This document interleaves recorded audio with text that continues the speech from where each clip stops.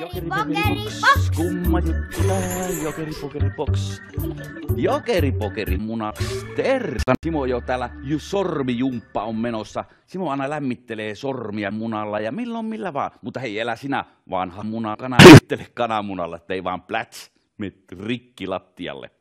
Hei, sen jälkeen kananmuna yleensä laitetaan perseeseen, koska me taikurit tehdään vähän jännempiä juttuja, niin minä ajattelin, että jos sen laittaisi vaikka perseeseen, ottais vaan ja laittaisi puhelimen sisään. Voiko se edes olla mahdollista? Aina kannattaa yrittää. Laitetaan se sinne sisälle. Tuosta erkan käteen. Se on siellä. Huomaatko? Sitä voi liikutella.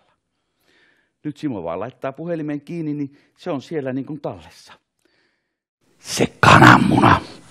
Avataan puhelin ja otetaan se pois sieltä. Tuossa se on, näetkö? 1, 2, 1. Se on minun. Wow! Ja tällä me tehdään lopuksi vielä taikatemppu, mutta siihen me tarvitaan Kirstiä. Huudetaan Kirstiä yhteen ääneen. 1, 2, 3. Nyt. Kirsti! Lisävoimaa! Kirsti! Lisävoimaa!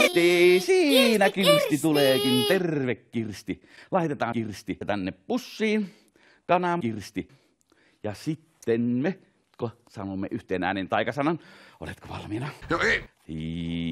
Jokeri, pokeri, muna. Tähän on hyvä lopettaa lentävä muna.